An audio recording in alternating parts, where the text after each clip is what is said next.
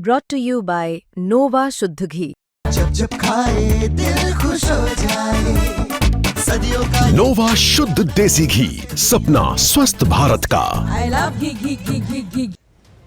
हर साल 2015 से 3,200 लोगों का मर्डर होता है।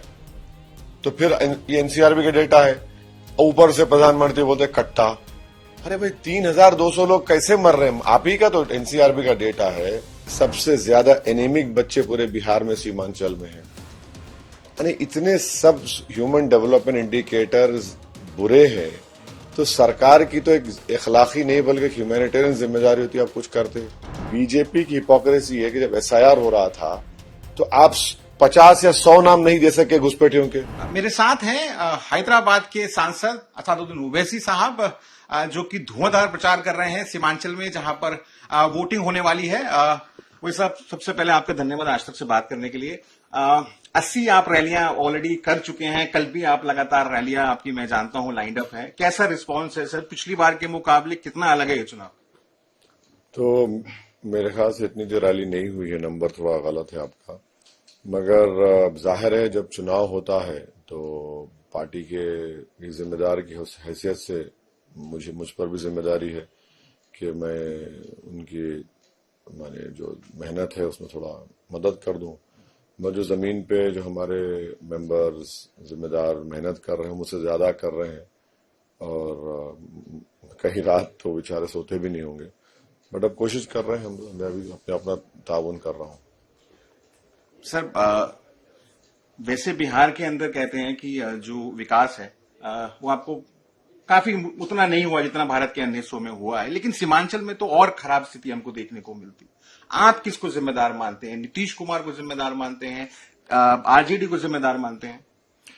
देखिए, हिस्टोरिकली अगर आप देखेंगे, सीमांचल की जनता ने पार्टीशन के वक्त यहाँ पर इन सब ने फैसला किया कि वो भारत का हिस्सा रहेंगे, और फिर उसके बाद 75 साल से यहाँ पर 20 साल कांग्रेस की सरकार रही, राजद की रही, जेडीयू की रही, कोएलिशन गवर्नमेंट इरा रहा, फिर बीजेपी भी नीतीश कुमार के साथ आ गई।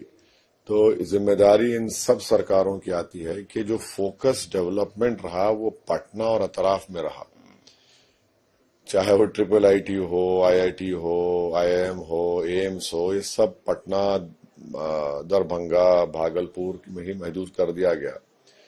और मुझे किसी ने बताया कि एक जमाना था सीमांचल में जब इतनी यहाँ पर खुशहाली थी कि एक बार किसी साउथ इंडियन स्टेट में सैलाब आया तो यहाँ के लोग लिख जाकर इमदाद मैंने मदद करे थे।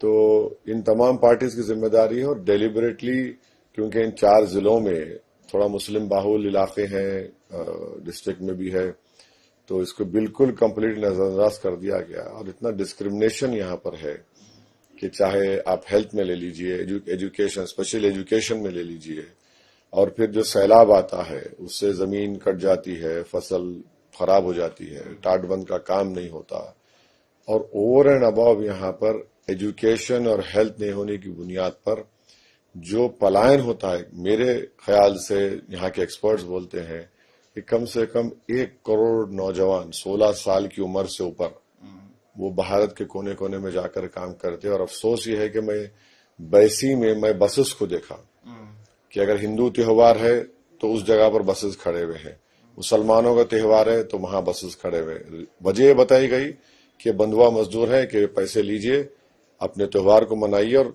उसके बाद चलिए हमारे साथ, पंजाब चलिए, दिल्ली के कंस्ट्रक्शन साइट्स पर चलिए। तो ये बड़े ही तकलीफदेह बात है, और इतना फर्टाइल लैंड है, और अफसोस ये है कि अब इसी जमीन के नीचे यूरेनियम और आर्सेनिक का पानी मिलता है। बड़ा ही तकलीफ होती है। तालीम की आपने बहुत बात करी, मैंने आपकी स्पीचेस को देखा। आपने कहा कि जो आरजेडी की जब सरकार थी उनके मुख्यमंत्री थे तेजस्वी यादव के पिताश्री, लेकिन वो तब भी पढ़ नहीं पाए, जबकि मेरे फैमिली ने ये इंश्योर किया मैं बाहर जाऊं, तालीम लेकर आऊं। तो आप तमाम लोग तालीम पर जोर दें। हाँ, तो जाहिर है यहाँ पर भी आप देखेंगे ना, तो सीमांचल में हाईएस्ट इलिटरेसी रेट मुसलमानों में है। सीमांचल में 38, बल्कि पूरे बिहार में 38% मुसलमान पढ़ना लिखना नहीं जानते। और over and above that 92% Muslims Bihar के 12th पास नहीं है। और फिर इसी जगह पर सीमांचल में इन्फेंट मोर्टेलिटी रेट 50% है, यानी मृत्यु दर जो बोलते हैं 50% बच्चे क्या बोलते अभिषेक जो बोलते हैं वो वेस्टेड बच्चे पैदा होते हैं। आप बताइए कि फिर आपने क्या किया। अच्छा, और एक बात, सबसे ज्यादा एनीमिक बच्चे पूरे बिहार में सीमांचल में हैं। यानी इतने सब ह्यूमन डेवलपमेंट इंडिकेटर्स बुरे हैं, तो सरकार की तो एक इखलाकी नहीं बल्कि ह्यूमैनिटेरियन जिम्मेदारी होती है आप कुछ करते। एक डिग्री कॉलेज है ठाकुरगंज में, एक डिग्री कॉलेज है आजाद। मैं वहां गया, वहां पे तो लोग बोले सर यहाँ पे 4 साल में डिग्री होती है, टीचर्स को तनख्वाह नहीं मिलती है। तो पब्लिक हेल्थ सेंटर से दवाएं नहीं है, डॉक्टर नहीं है, अस्पताल नहीं है। तो ओवरऑल यानी इट्स लाइक कैसा ये इस तरह से नफरत के जो मजाहरे यहाँ पे होते हैं। अब ऊपर से आप इनको घुसपैठिया बोल के बदनाम करते हैं। सवाल पर आने वाला था कि हर इलेक्शन में ये मुद्दा उठता है, चाहे झारखंड हो, दिल्ली हो, अब बिहार हो। आप किसको कैसे देखते हैं, एसआईआर को कैसे देखते हैं? नहीं, आप इतने सब पुल नहीं है। हाँ, आप महानंदा का प्रोजेक्ट का इतना बड़ा प्रॉब्लम शुरू हो चुका है, लोग परेशान हैं, नेपाल से पानी आता। ये नेचुरल डिजास्टर्स नहीं है, ये ह्यूमन डिजास्टर्स है। इसको हम कंट्रोल कर सकते हैं, कुछ कर सकते हैं, मगर कुछ नहीं हो रहा है। तो ऊपर से आप इनको बोलते हैं ये शेरशाहवादी लोगों को, जो एक कास्ट है मुसलमानों में, कि ये घुसपैठियां हैं। अरे भाई, ये एक गयूर कौम है, ये जमीन को उन्होंने इरिगेटेड लैंड बनाया और उनको आप बदनाम कर रहे हैं। और हैरत की बात यह है कि बीजेपी की हिपोक्रेसी है कि जब एसआईआर हो रहा था तो आप 50 या 100 नाम नहीं दे सके घुसपैठियों के, और फिर अगर 20 साल से मुख्यमंत्री बीजेपी का सपोर्टेड है, 11 साल से बीजेपी की सरकार गवर्नमेंट में है, मोदी है, अमित शाह है, तो घुसपैठी कैसा घुस रहा है यहाँ पे? तो ये आपकी जिम्मेदारी है, आपको उसके अपनी नाकामी को, निकम्मेपन को कबूल करना पड़ेगा। मगर काम नहीं करे, डिस्क्रिमिनेट करे, तो अपनी नाकामी को छुपाने के लिए और अपनी नफरत को आम करने के लिए, ताकि एक समुदाय को बदनाम किया जाए, घुसपैठी बोलते आप। सर, बार बार जंगल राज की बात होती है। मोकामा के अंदर एक व्यक्ति की हत्या हुई, आरोप लगा विधायक के ऊपर जो चुनाव लड़ रहे हैं। आप इन चीजों को कैसे देखते हैं, क्योंकि बार बार लॉ एंड ऑर्डर की बड़ा एम्फेसाइज किया जाता है इस गवर्नमेंट के थ्रू? देखिए, एनसीआरबी का जो डेटा आया 2015 से 2023 तक या 24 तक, हर साल 3200 मर्डर हो रहे हैं बिहार में। तो मैं इस बात को कहा हूं, आपके चैनल पे भी कह रहा हूं कि जंगल राज पार्ट 1 था जब लालू परिवार के लोग मुख्यमंत्री थे, ये जंगल राज 2 चल रहा है। हर साल 2015 से 3200 लोगों का मर्डर होता है। तो फिर ये एनसीआरबी का डेटा है, ऊपर से प्रधानमंत्री बोलते कट्टा। अरे भाई, 3200 लोग कैसे मर रहे हैं? आप ही का तो एनसीआरबी का डेटा है, मर्डर हो रहा है उनका, आप कट्टा बोलते हैं। अजीब बात है। सर, गिरिराज सिंह है, मिनिस्टर है गवर्नमेंट के अंदर, मोदी सरकार में। उन्होंने कहा कि बुर्का नशी जो औरतें होती हैं, क्लैड वुमेन होती हैं, उनका आपको फेस चेक करना चाहिए क्योंकि बोगस वोटिंग होने के चांसेस। उन्होंने पाकिस्तान की भी एंट्री कराई इलेक्शन के अंदर, शरिया का भी जिक्र किया। ऐसा है ना कि वो यूनियन मिनिस्टर हैं, उनको अपनी अखलाकी जिम्मेदारी शायद भूल गए। संविधान के ऊपर उन्होंने ओथ लिया है, और ओथ लेने के बाद भी इस तरह की बकवास वो करते हैं, झूठ करते हैं, और वो सिर्फ और सिर्फ एक समुदाय के खिलाफ उनकी नफरत दिखाता है और उनकी मेंटालिटी, बोलिए मानसिकता को दिखाता है। अगर वो थोड़ा कश कर लेते या अगर नहीं पढ़ सकते तो किसी को बोल देते, तो जो handbook election commission presiding officers, returning officers को देता है, उसमें एक बाज़ाब्ता एक पैराग्राफ है कि कैसे जो महिला पल्लो ओढ़ के आती है, बुर्का है, हिजाब है, किस तरह से उनका चेक किया जाए।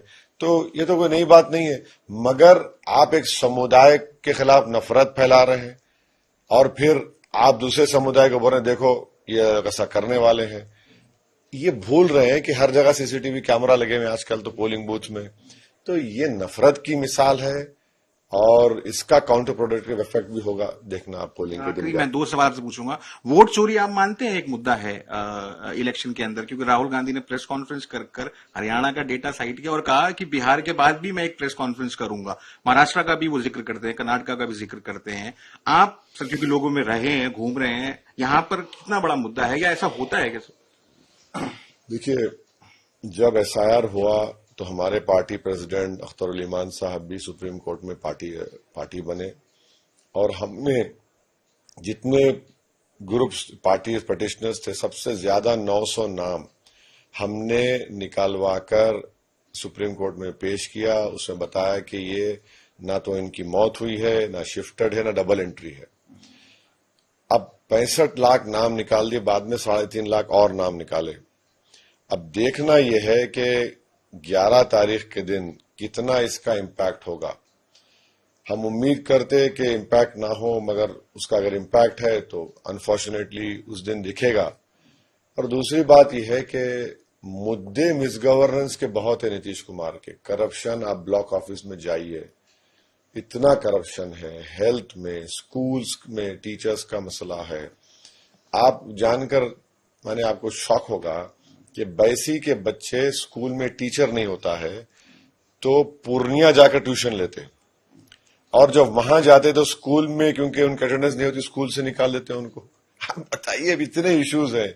इन्हें सैलाब का इशू है, जमीन कट जाती है, उसका मुआवजा नहीं मिलता उन लोगों को, किसान की खरीदारी के सेंटर नहीं है यहाँ पर, और डिस्क्रिमिनेशन खुलेआम एक समुदाय और एक रीजन के खिलाफ हो रहा है।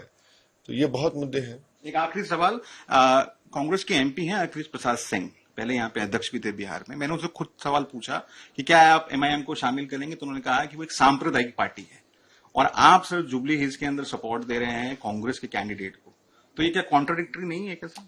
नहीं, हाँ देखिए, हम वहां पर एक कैंडिडेट को सपोर्ट कर रहे हैं, हम किसी पार्टी को नहीं सपोर्ट कर रहे हैं। आप देखिए, हम लोग जो स्टेटमेंट में जारी किया, हमने कहा कि नवीन यादव को आप लोग वोट दी के कामयाब करिए ताकि जुबली हिल्स में डेवलपमेंट हो सके। हम ये क्यों कर रहे हैं? ये बाई इलेक्शन है, ना इसमें सरकार बनेगी ना गिरेगी। दूसरी बात यह है कि 10 साल से बीआरएस का एमएलए वहां पर था, मागुंटी गोपीनाथ, मुख्यमंत्री उनका सत्ता में हो, उसके बावजूद भी उस कॉन्स्टिट्यूंसी को कोई डेवलपमेंट उन्होंने नहीं करवाया। और मुझे कोई इस बात की बोलने में कोई तकलीफ नहीं होगी कि आज दुनिया में नहीं है, मगर उन्होंने कुछ काम नहीं किया। नाम से जुबली नजर आता है कि बड़ा पॉश इलाका है, इतने स्लम्स है वहां पर, और हमारे 2 कॉर्पोरेटर है वहां पर। तीसरी बात यह है कि बीआरएस का जो वोट था 37% था 2023 के विधानसभा चुनाव में। 6 महीने के बाद जब पार्लियामेंट का चुनाव हुआ, वो वोट परसेंटेज गिर के 17% पे आ गया। खुद इस कॉन्स्टिट्यूंसी में तेलंगाना में 7 विधानसभा पर एक पार्लियामेंट होता है। तो जुबली हिल्स में बीआरएस का एमएलए, आपको मालूम कितना वोट मिला? 70,000 किशन रेड्डी को, 1 लाख कांग्रेस के कैंडिडेट को नागेंद्र को, और 17,000 मागुंटी गोपीनाथ ने दिलवाए बीआरएस को।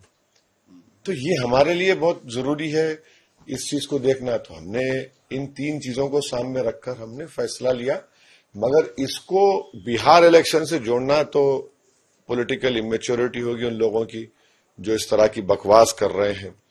तो खैर, वो समझते हैं कि हमारा नाम लेकर बोलने से उनका कुछ सियासी फायदा बढ़ेगा या फिर उनके नंबर बढ़ जाएंगे, मगर अहमकों की दुनिया में बसने वालों के पास हम वहां पर हम उसका इलाज नहीं कर सकते। बाई इलेक्शन है, ये जनरल इलेक्शन है, गवर्नमेंट बनाने का इलेक्शन है, इस पर ज्यादा अहमियत है। धन्यवाद से बात करने के लिए।